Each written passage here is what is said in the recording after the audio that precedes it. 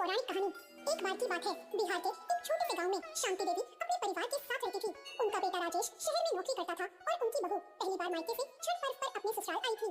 शांति देवी बहुत ही धार्मिक और परंपराओं में विश्वास रखने वाली महिला थी। शांति देवी पिछले 30 सालों में से बिना एक भी वर्ष छोड़े छठी मैया का व्रत करती आ रही थी। इस बार छठ का पर्व उनके लिए बहुत खास था, क्योंकि पहली बार उनकी बहू इस पूजा में उनका साथ देने वाली थी।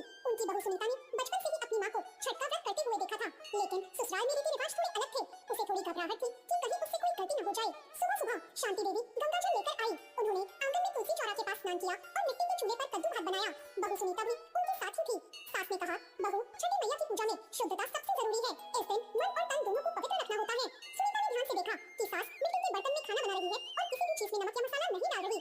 खाना बनाने के बाद सास ने पहले सूर्य देव को भोग लगाया और फिर सबको प्रसाद के रूप में भोजन दिया।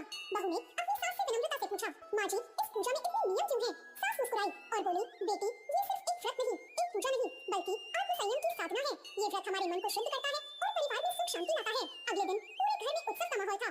बहू ने आंगन बुहारा, गोबर से लिपाई की और सास के साथ खरना की तैयारी करने में लग गई। सास ने सिखाया, खरना का मतलब है भोजन त्याग कर उपवास के बाद भगवान को अर्पण। आज हम गुड़ चावल की खीर और बहुत ही सुंदर पौराणिक कहानी। एक बार की बात है, बिहार के एक छोटे से गांव में शांति देवी अपने परिवार के साथ रहती थी। उनका बेटा राजेश शहर में नौकरी करता था और उनकी बहू पहली बार मायके से छठ पर्व पर अपने ससुराल आई थी।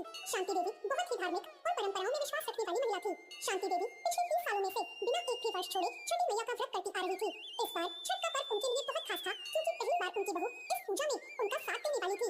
उनकी बहू सुनीता ने बचपन से ही अपनी माँ को छठ का व्रत करते हुए देखा था, लेकिन ससुराल में रीति रिवाज थोड़े अलग थे। उसे थोड़ी घबराहट थी कि कहीं उससे कोई गलती न हो जाए। सुबह सुबह शांति देवी गंगा जल लेकर आई। उन्होंने आंगन में तुलसी चौरा के पास स्नान किया और मिट्टी के चूल्हे पर कद्दू भात बनाया। बहू सुनीता भी उनके साथ ही थी। सास ने कहा, बहू, छठी मैया की पूजा में शुद्धता सबसे जरूरी है। इस दिन मन और तन दोनों को पवित्र रखना होता है। सुनीता ने ध्यान से देखा कि सास मिट्टी के बर्तन में खाना बना रही है और किसी भी चीज में नमक या मसाला नहीं डाल रही। खाना बनाने के बाद सास ने पहले सूर्य देव को भोग लगाया और फिर सबको प्रसाद के रूप में भोजन दिया। बहू ने अपनी सास से विनम्रता से पूछा, माँ जी, इस पूजा में इतने नियम क्यों हैं? सास मुस्कुराई और बोली, बेटी, ये सिर्फ एक व्रत नहीं, एक पूजा नहीं, बल्कि आत्मसंयम की साधना है। ये व्रत हमारे मन को शुद्ध करता है और परिवार में सुख शांति लाता है। अगले दिन पूरे घर में उत्सव का माहौल था। बहू ने आंगन बुहारा, गोबर से लिपाई की और सास के साथ खरना की तैयारी करने में लग गई।